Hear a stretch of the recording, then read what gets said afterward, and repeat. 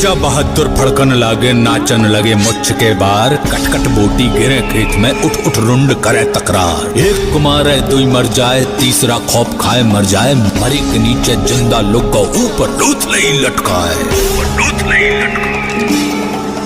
मांडोगढ़ की जीत के बाद आला उदल की कीर्ति चारों तरफ फैलने लगी थी, पर ईर्ष्या और द्वेष से भरा उनका मामा माहिल इस बात को स्वीकार नहीं कर पा रहा था और एक नए षड्यंत्र में लग गया।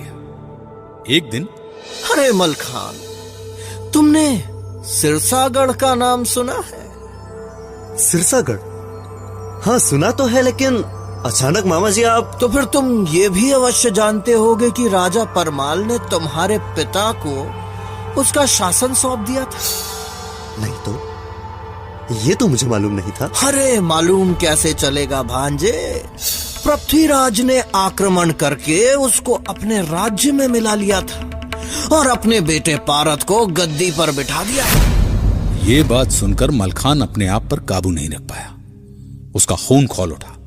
वो उसी क्षण महाराज परमाल के पास पहुंच गया। आला और उदल वहां पहले से ही मौजूद थे। महाराज की जय हो। कहो पुत्र, इतने विचलित क्यों नजर आ रहे हो? आपने मेरे पिताश्री को सिरसागढ़ का शासन सौंप दिया था और फिर पृथ्वीराज ने आक्रमण करके उसको अपने राज्य में मिला लिया था और अपने बेटे पारत को गद्दी पर बिठा दिया था। महाराज, क्या ये सच है? क्या सच में ऐसा हुआ था? मुझे तो विश्वास ही नहीं हो रहा। ये बात तो मुझे आज तक किसी ने बताई ही नहीं। इतना बड़ा अनर्थ और हमें सूचना तक नहीं। देखो पुत्र, गड़े मुर्दे उखाड़ने से कोई फायदा नहीं है और फिर पृथ्वीराज बहुत बड़े वीर हैं और उनके पास विशाल सेना भी है।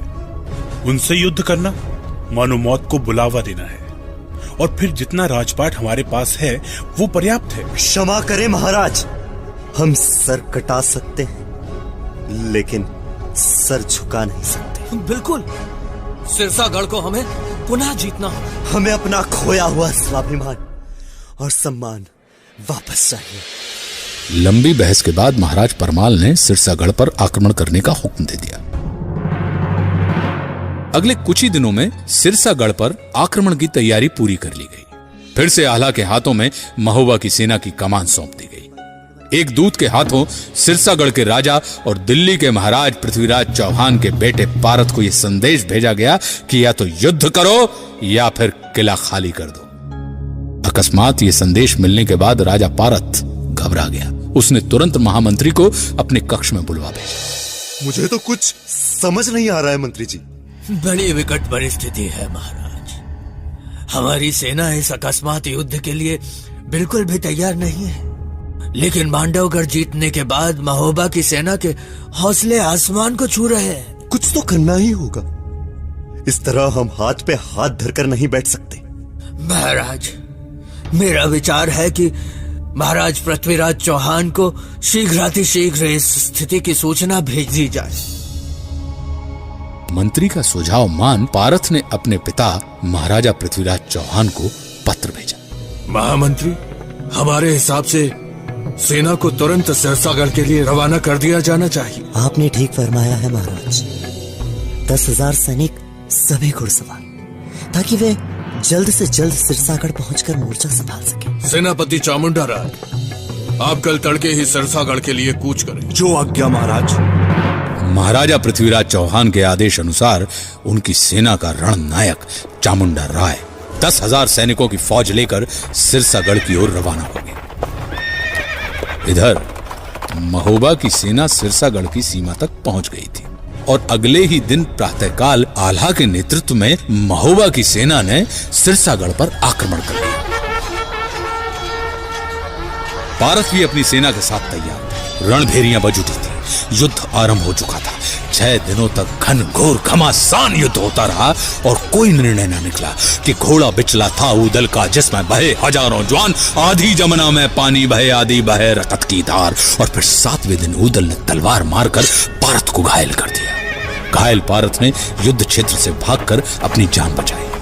यह साफ हो गया था कि जब तक महाराज पृथ्वीराज चौहान की सेना नहीं पहुंचती तब तक महोबा की सेना से पार पाना कठिन है कि बड़े लड़ैया महोबा बारे इनकी मार सही नहीं जाए।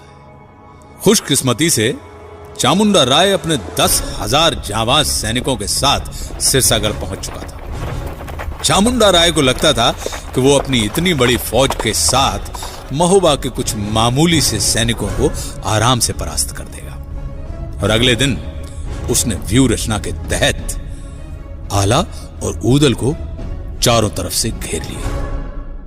चामुंडा राय के सैनिकों से अपने आप को घिरा देखकर ऊदल ने ललकार कर चामुंडा राय से कहा, रे चढ़ा जाकर कह देना पृथ्वीराज चौहान से कि पुड़ी कचौड़ी जान न मिल है 12 मास चले तलवार। और फिर भीषण युद्ध आरंभ हुआ।